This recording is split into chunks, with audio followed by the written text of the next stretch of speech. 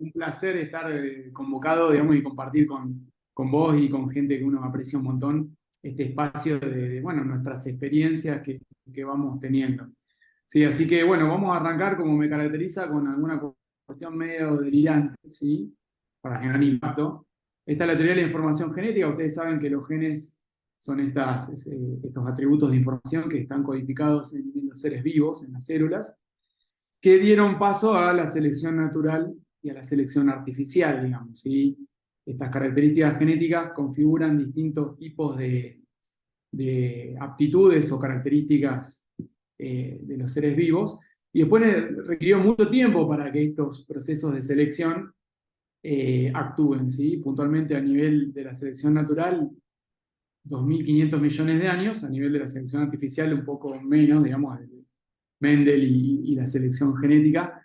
Y bueno, y recientemente, premio Nobel de la década pasada, la edición génica probablemente genere un gran avance, un impacto muy importante a nivel de lo que es esta selección artificial. ¿Y por qué digo esto? Porque, bueno, salvando las distancias, podemos hacer una analogía a un ser vivo en constante evolución con nuestro sistema de información.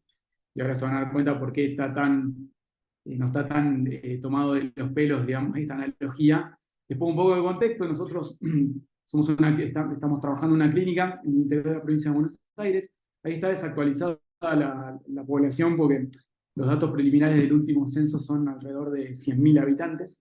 Estamos a 260 kilómetros de Capital Federal y tenemos un área de influencia del sur de la provincia de Santa Fe, todo el noroeste y parte del centro de la provincia de Buenos Aires. Tenemos los 3 niveles de complejidad, tenemos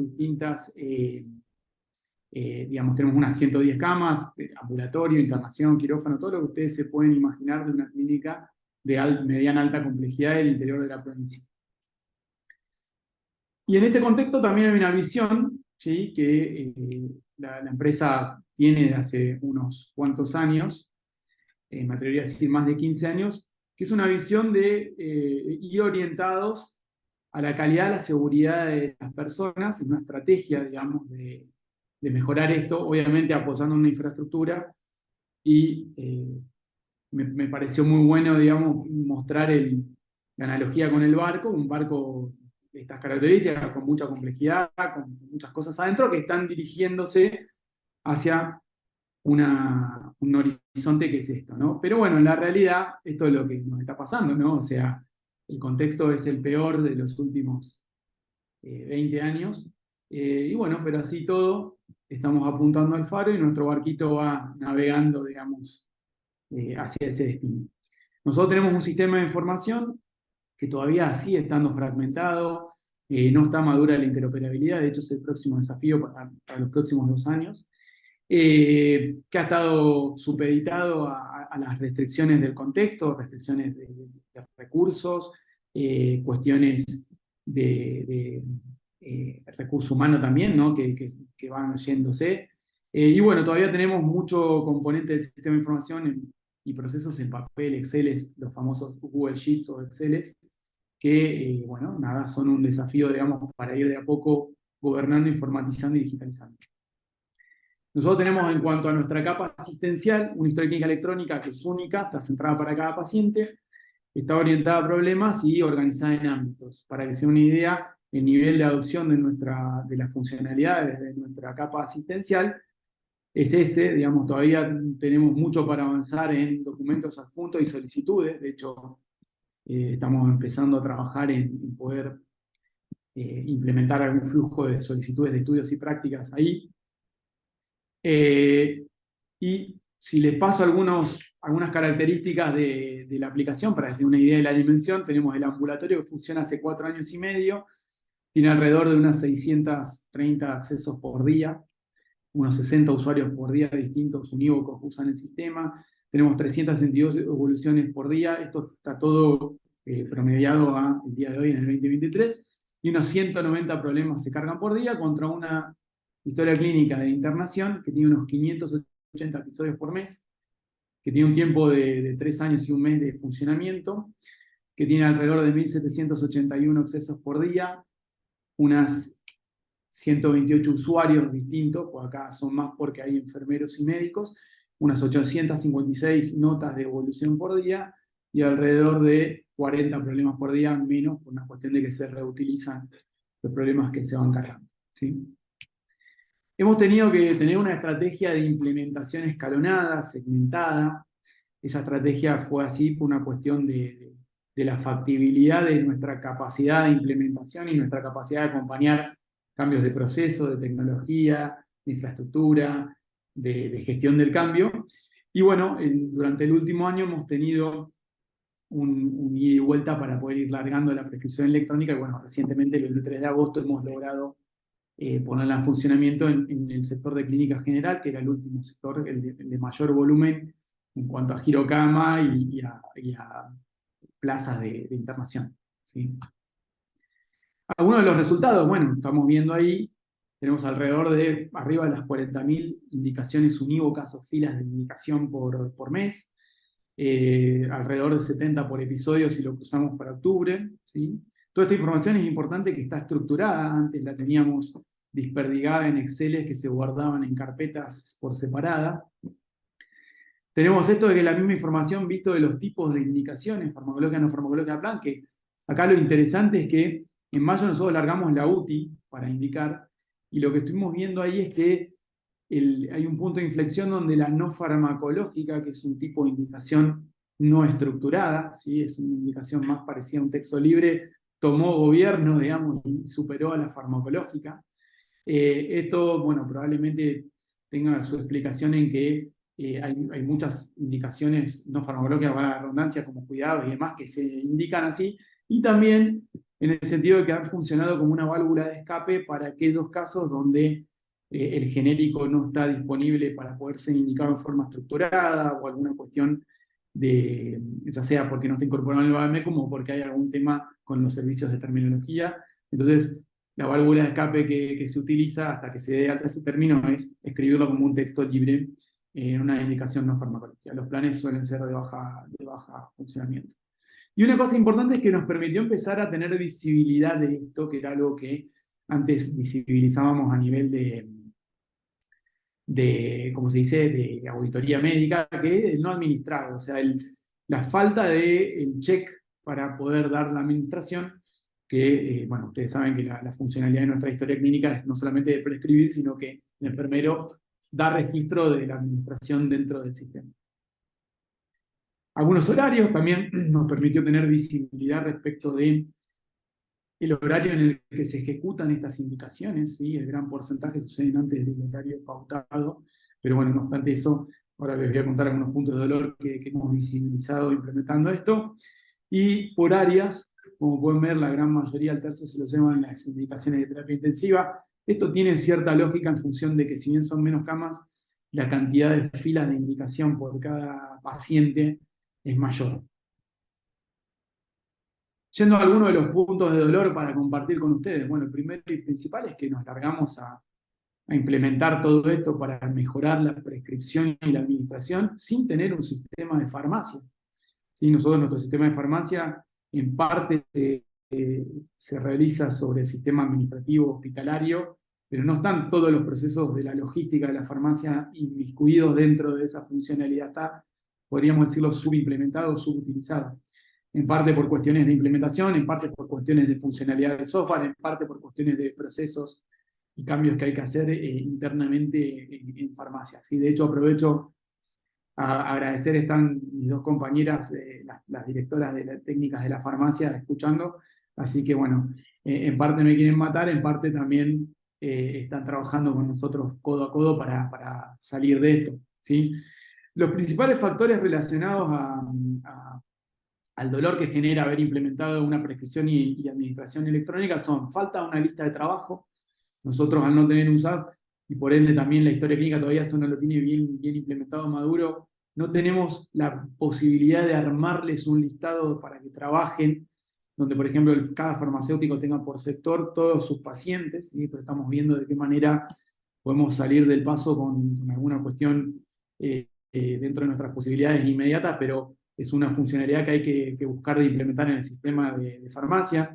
Hay dificultades en algunos flujos de procesos, digamos, esto tiene que ver con que nosotros tenemos básicamente, como cualquier institución de salud, un flujo que es el pedido de las 24 horas, otro flujo que son las modificaciones a esos pedidos, y un tercer flujo que tiene que ver con todo lo que es la reposición de stocks, como, porque ustedes saben que es una característica bastante habitual en las instituciones de salud que como no hay disponibilidad de una logística 24/7/365, lo que se hacen es, se disponen de stocks de medicamentos en las distintas unidades que absorben la gestión logística de ingresos fuera del horario de la farmacia, de alguna medicación que por ahí tenga que ser utilizada rápidamente, ¿sí? Entonces, hay todo un proceso para reponer esos stocks y bueno, eso obviamente que ahora se está visibilizando cierto trabajo en eso. Hay un maestro inadecuado de los datos, bueno, de hecho, tuvimos que trabajar muy bien en el maestro para prescribir, que son los que por ahí vengan de la jerga informática, bueno, estar familiarizados con el término de genérico asistencial. Pero bueno, ahora estamos trabajando en pos de poder avanzar con las funcionalidades de farmacia en todo lo que tiene que ver con el resto de las características del maestro, no solamente de la mirada del genérico, sino de cada producto. Y bueno, nos falta una buena funcionalidad de ADT, de hecho nuestra historia clínica no está integrada 100% a nivel de las camas, ¿sí? A nivel de la ubicación del paciente, y eso genera algunos problemas. Entonces el principal de nuestra espina del pescado de puntos de dolor, que vuelvo a repetir, este cambio, esta mutación, ¿sí?, que hemos hecho en nuestra prescripción y administración, ha generado una visibilización de estas otras cuestiones que subyacían y que por ahí en el modelo de papel pasaban más desapercibidas, o en realidad no sé si pasaban desapercibidas, sino que estábamos acostumbrados a vivirlas y metidas en la cultura, ¿no? Tenemos algunas dificultades en los procesos satélites. Esto lo vemos no solamente aplicado a la prescripción, sino a todo. Cuando implementamos la internación también nos pasa que la informatización te obliga a tener sincronía entre los procesos o subprocesos anteriores y posteriores al acto de informatización o al acto asistencial, y eso nos genera ruido porque hay demoras para poder aperturar los episodios, o hay debilidades en la ubicación de ese ADT y bueno, falta una integración.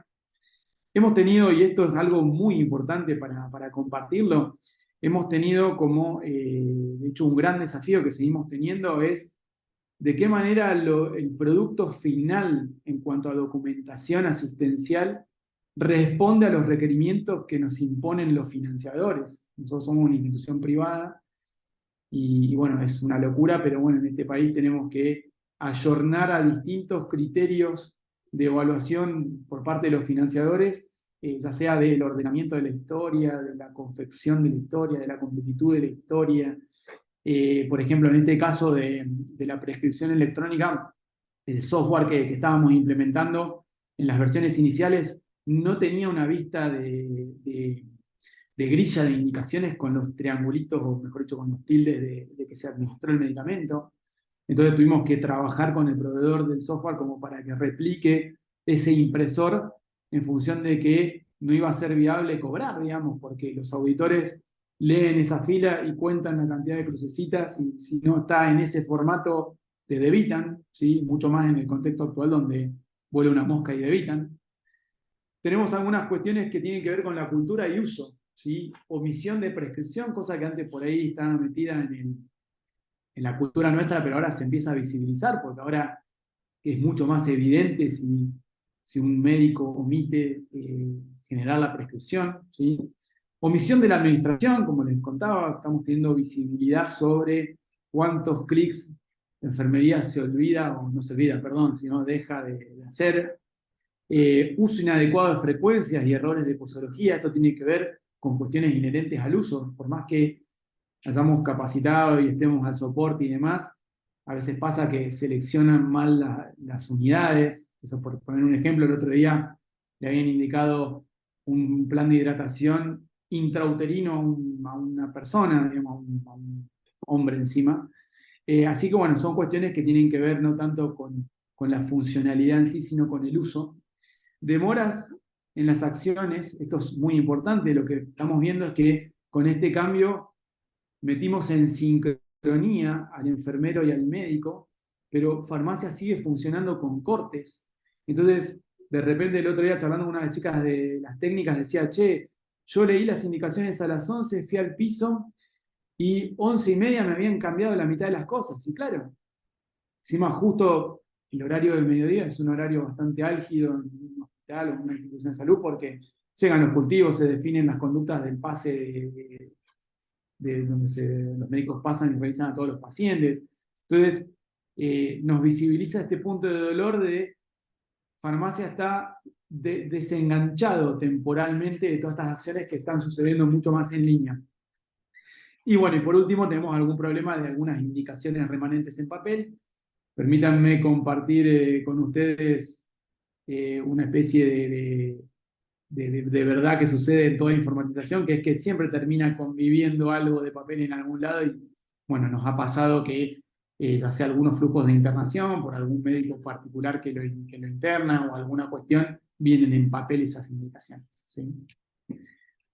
Dificultades en la interfaz de datos, como ustedes saben, para poder suplir esa necesidad de la lista de trabajo que no tenemos, armamos un ETL en Pentaho con una salida en Google Sheet y un paliativo, digamos, de que cada 7 minutos toma el ETL, genera todo un proceso de recorrida, recoge la información de la prescripción y la vuelca en un repositorio para que farmacia, en lugar de tardar 1 minuto 40 segundos en entrar a buscar cada indicación, tarde simplemente 10, 15 segundos en seleccionar al paciente y leer su indicación. ¿Sí?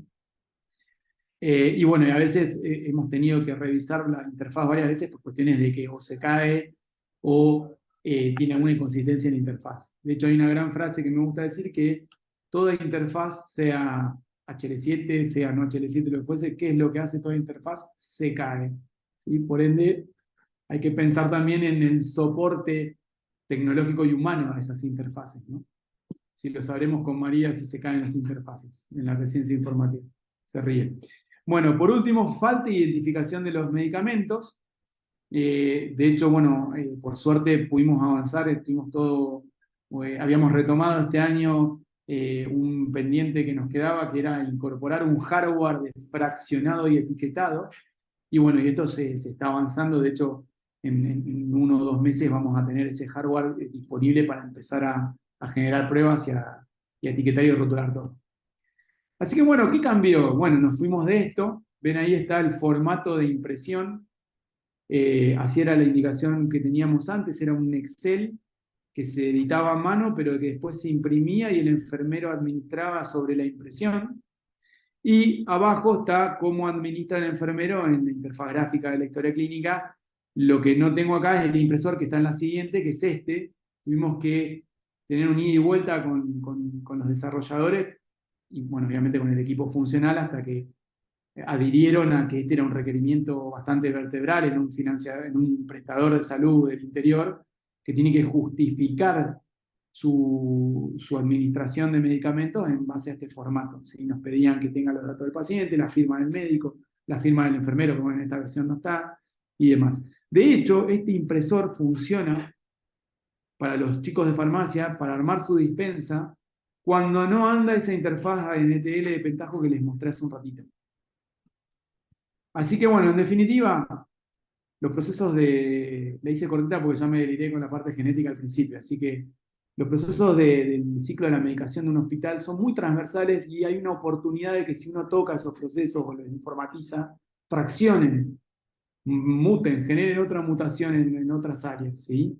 El tema después es estar en condiciones de sostener y liderar y mantener la gestión del cambio en esas otras cosas que se van visibilizando, ¿no? Yo siempre uso el ejemplo que esto es como tener en tu casa una pequeña humedad en la pared, empezar a rascar y darte cuenta que tenés que cambiar la casa. Bueno, es un desafío gestionar ese tipo de cosas en nuestro contexto, ¿no? Transformar digitalmente estos procesos de informatización requiere mucho, o sea, no mucho tiempo, pero requiere tiempo y atender a variables técnicas funcionales y por sobre todas las cosas un cambio cultural, ¿no? Ahí puse una foto de un ombú que ahora lo talamos para hacer una guardia, pero ¿cuánto tardó el ombú, no? O sea, en crecer. Y lo difícil es que siendo el jardinero del ombú, a veces, por dificultades nuestras, ¿no? de falla de comunicación del especialista, es como que se sobreentiende de que plantando la semilla del ombú va a estar por arte de magia en un año o dos. Y bueno, no sé hasta qué punto uno puede hacer un gancho en un ombú, ¿no? Así que, bueno, en definitiva, muchas gracias.